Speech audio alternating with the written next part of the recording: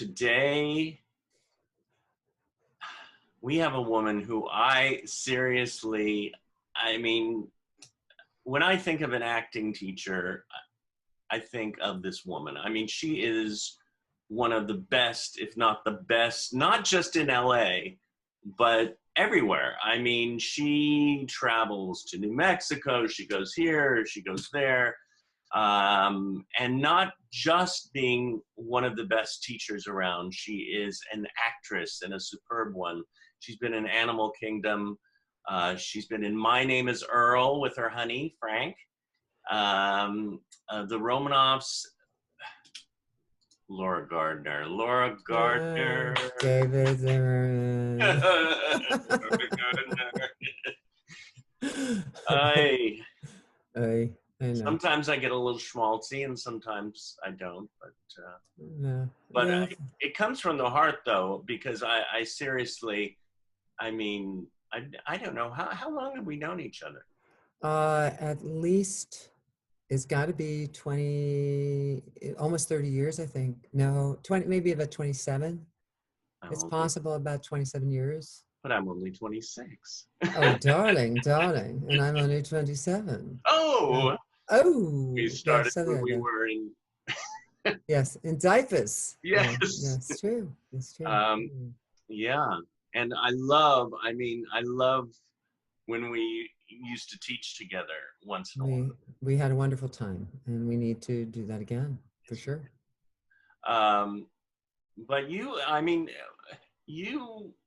when did you start acting? When did you want to first start acting? I really knew I wanted to act right from the beginning, and I might have told you this before, but I was a very fat little girl. I was a fat girl until I hit my 20s, actually, my mid-20s. But I was a bad liar. I thought I was a good liar, but I lied about the food I stole and ate. But I also was, but I was a good singer, and I loved music, and I would find pianos, and I would sound out songs, and I would sing. And I also, this all will make sense, I'm a twin. My twin is very small, and I was never small, as I said. So we were in Camp Benan. I think it was Camp Benan. Some camp. And we were the Lollipop Kids, two of the Lollipop Kids in The Wizard of Oz. The Lollipop Kids. And so that was one of my very first shows. And I just was smitten, and I just wanted to act. And I was relentless. I did also learn how to play the piano, but it was just so clear. And I come from a family where my father's mother had been a singer, a pop singer. And when she married my grandfather, he had been a semi-pro baseball player. He gave up playing semi-pro baseball, and she stopped singing. And there was also a cousin who was an opera singer. So I came from a side of the family that was in the industry, and there were some other people in the industry, but it wasn't that foreign. But I knew I wanted to sing. That was sort of secondary, because it was more about acting. I had to act. I was driven. I was, and I think that in retrospect, a lot of the things, and David and I have lots of conversations about this, is that I had the need to get away from who I was. I didn't like who I was, and I loved playing different people, and I loved the applause, and I loved playing different roles. Is that why you liked acting a little than singing? Because singing came more from you, and acting you could hide? Or am I putting words in your mouth? I strangely thought that singing was too easy, and that acting was more work. And in my training, so anybody who is training to be a singer as well as an actor, even though I did have some training as a singer, I did some damage to my vocal cords ultimately, because I didn't take the singing training seriously enough, and I did some real damage to my vocal cords. while I was doing some of my biggest jobs. Mm. So, and I did, and I still was able, thank God, to do some big musicals in spite of that. And so I never take for granted the gifts that were given. And Hmm. so I always knew that I wanted to act. I always knew whether it was, I mean, ultimately it was just, I believe that we're given these uh, um, gifts, and we're given a direction by something greater than ourselves, whatever that is. Yeah. But I never had a doubt. If somebody asked me what I wanted to do, it was to act and to sing. And um, and that's the deal. Yeah. And when did teaching come into the plan? I always say teaching came in when I started to try to control people, which was very young. But but it really started about 16 or 15 when I was working at camps, and I started to work with kids, and I started to teach them to do different things and to teach, so I started to teach drama at camps. And then I was very lucky. I first went to Boston University, and then I transferred to Rutgers, and part of Rutgers. And when I got into the graduate program, I was under, it was Jack Benbender was a wonderful chairman of the department, and he sent me to Carol Rosenfeld, who's still teaching at HB Mm. Studio, and she ended up running the program at Rutgers, and so I was trained under her and trained to teach properly. And so I was teaching undergraduates, and I really trained to be a teacher as well. And then I moved into New York, and so I was really teaching. And also I just was a born teacher. And so my singing teacher in New York, who I was training with after the vocal damage, she also started having me train people as singing too. I finally stopped teaching singing because I felt there were people that were more right to teach singing. And I just felt that as an acting teacher, that I feel that I have, having come through the fire, Right. and I have a gift. I feel that I really see people and I see who they are, Hmm. and I have the ability to, with kindness, touch them and be able to help them to come to a place of acceptance and truth, and then to be able to express themselves in a way that really helps them to connect the dots to the work and to themselves so they can really bring themselves authentically to the work. And that's why you are one of the best, because you help people and you allow them to bring out the real them.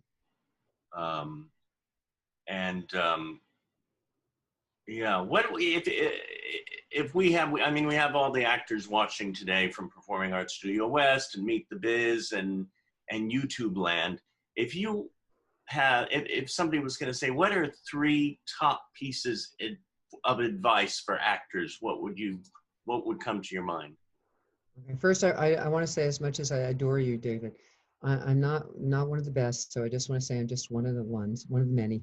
We're many. You're a fabulous teacher too. So Oh, I don't walk around going I'm one of the best teachers in the world. I just think that, um, uh, and I think I think that having worked a long time under a lot of different teachers now, and I was with the Howard Fine Acting Studio for over 19 years, that I my acting, and I've always had my acting along with my teaching. And so I never became the Laura Gardner Acting School, never became Laura Gardner Acting School, because I've always wanted to have my acting as well as my teaching. And I haven't felt the need to have my name on the marquee as a teacher. I just like to do what I do. But I think the three most important things for an actor or humanoid would be to really feel as if they showed up when they're there. yeah. That you show up when you're at the audition, when you're doing the work, that you feel as though you have fully committed and brought that you're able to feel as though you absolutely uh, can accept that you've explored and enjoyed the ride, Mm, that you can let it go when you walk out instead of beating yourself up. I mean, there's so many top three. mm. Um, We don't have to stick to yeah, I don't. What was the question? three. What if you had advice to give to actors? What would they be? Well, first, I think everybody needs to train. I think you need to take this seriously. That there are all those people out there that are think that they are owed a living for whatever. That I can do that. That I think training is of utmost importance. I'm back in class. I'm really thrilled to be. I mean, I've always been working with a terrific coach Scott Harland, for my singing, and he's also an acting coach. He's fabulous. Mm. And I've done some work with Carol periodically, Carol Rosenfeld. But Well, I I also and plus Udo Hagen. well, Uda Hagen was my teacher a gazillion years ago, but she's been gone for a long time. But I wasn't in an acting class for a long time. But now I've been taking a class with Austin Pendleton again in New York, which has just been a riot on Zoom. And I did a show with him and almost 30 years, 40 years ago, you know? And so I leapt into a Zoom class with him, and it's just been extraordinary. And when Frank Collison is my husband, and we've been going to Alaska for the last 13 years to a theater conference, playwrights conference. And while I'm there, I usually do some workshops. Not only do I teach there, but I take some classes there. And I was lucky enough to do a workshop with Marshall Mason and Danny Irvine from Circle Rep, which Austin had also worked with. And so right now I'm doing a Lanford Wilson scene study class, which is on Zoom, which is just phenomenal. And I'll be doing a class with Jessica Hecht, who has won a lot of awards and is a wonderful actress. So to be able to continue studying no matter what right now at my age, because I just know that I don't have all the answers, and that for a teacher needs to keep training. An actor needs to keep training. I'm constantly busy. I mean, this whole pandemic thing is just horrifying.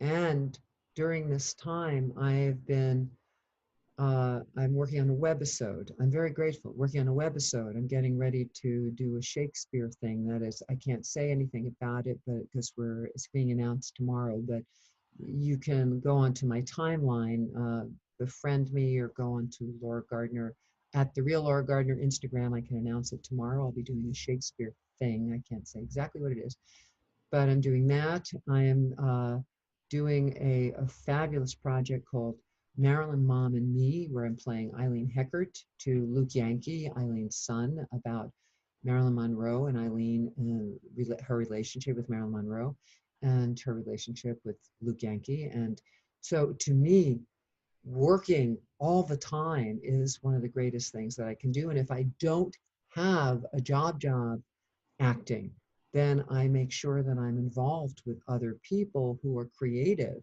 and are working on something. And I don't wait for my agent or my manager. And if I don't have an agent or a manager, I get involved with a theater company, or I get involved with some other people. So in New York, you can walk down the street. I'm a New Yorker, strange enough. But in LA, if you don't have that, you get on the phone to other people, you find other people. And certainly with this pandemic, you get on the phone and call people you know and say, hey, let's do a Zoom reading. Mm. Let's see what classes we can take. And I've been teaching 2 classes for clients at Gail Williamson's clients at KMR. And then I have a Tuesday night class that I've been teaching for my regular students. So I just feel this is when there's nothing happening, it's up to the actor, it's up to the artist to make something happen. So we're not sitting going, oh, me, there's nothing going on. Why isn't my agent do anything? I'm so depressed. Mm. Because an artist does not have to be sitting around going, there's nothing going on. Or write, do something. Or the other part is do something for someone else. Because the other part of it is I believe actors and artists are just like addicts. We have this thing where we should be a star or we're a horrible human being. Mm, And so one of the best things that we can do is to make sure that we're doing something for other people to really support our self-esteem. What mhm, can we do? And I think part of our job as actors is to tell the story and to really feel as though we're part of mankind, that we're really part of the solution of making it a better world. mm. That's a lot I just said. Blah, blah, blah. But I do No, believe, I believe it. You it's know? everything you said was like, that's the thing about whether taking your class or sitting with you with, for coffee. I learned so much from you. And what you said there as well is you are continuing to learn yourself. So everybody goes out there, they take the classes, they can teach, they can, but that's what you do. You teach, you act, you still sing. You said you still take your singing class. I was thinking when you mentioned that too, I so picture you in master class. Have you thought of Yeah. that? Yeah, I haven't, I would like to do that. I have not done that, but Oh I would my like God, to do that. you would blow the socks off that character. Yeah. Well, thank you, David. Yeah, There's many things I'd like to do. yeah. Well, You'll what? see me do Eileen Hickert. Uh, I look forward to that. That will be live streamed. David will let you know when it'll be starting May 7th. There'll be 4 performances. It will be a benefit for the Actors Fund, and there will be 4 live stream performances. David will let you know where and when. Definitely, definitely. Will it be posted on your website as well? Yes, it certainly will. Okay, all right. We'll post the website.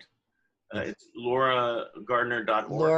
LauraGardner.org. It's org because some person who sells flowers took the com, and that's what my webmaster did. Okay, I'm sorry. No, no, sorry. Yeah. Um, what is your biggest dream? World peace, a different president. Um, um, that a dream for the world. Um,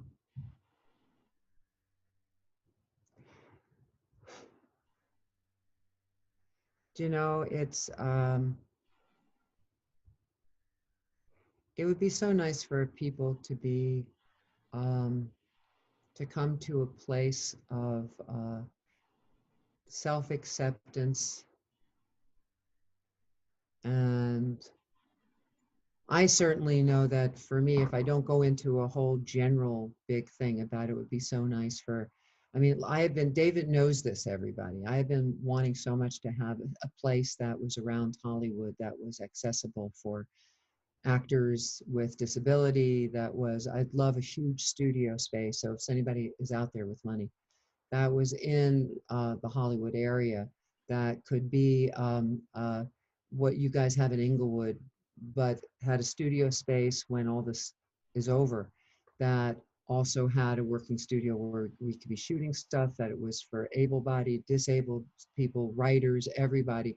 That was Gail, and we were all involved, that we could really there's so many people that are wanting to create now, and that there's going to be, when things start to be going, there's going to be so much work, Yeah.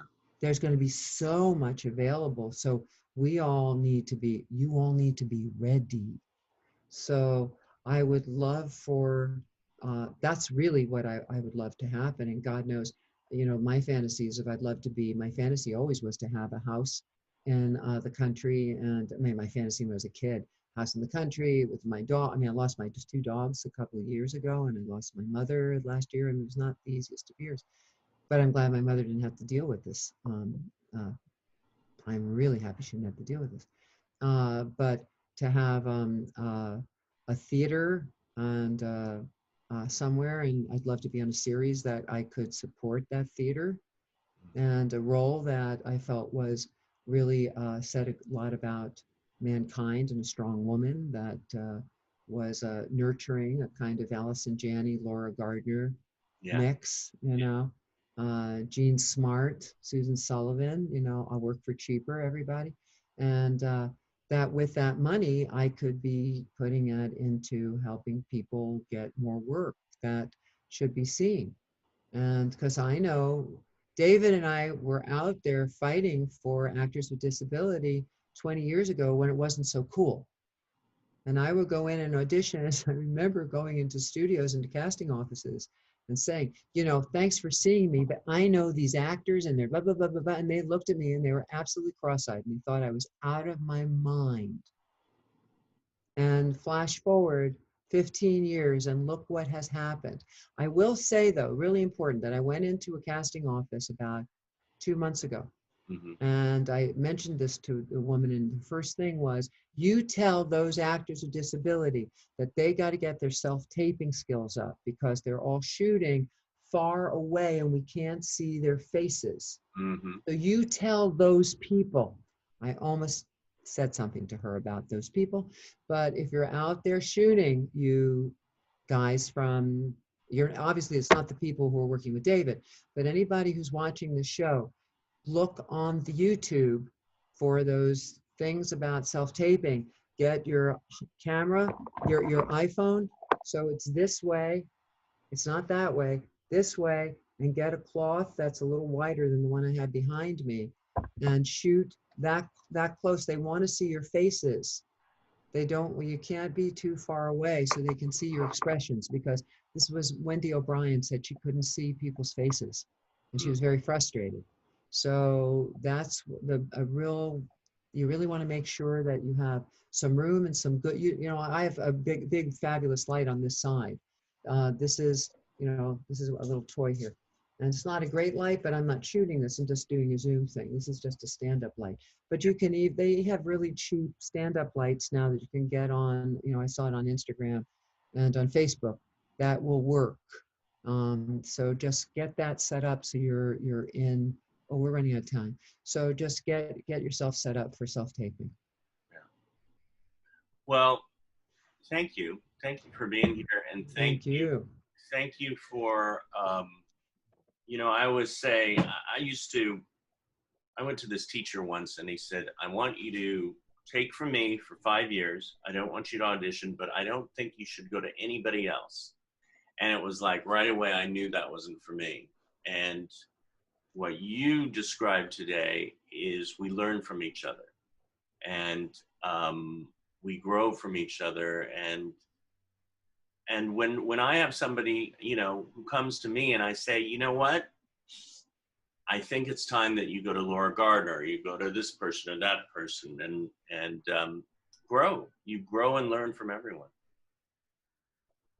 Well, I love you, David Zimmerman, and what you do for the community and what you do for your actors is phenomenal, and your selflessness and your humor and your heart is just, huge.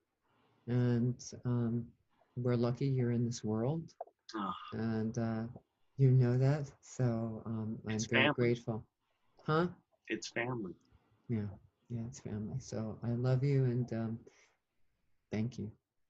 Thank you, Laura. Yeah.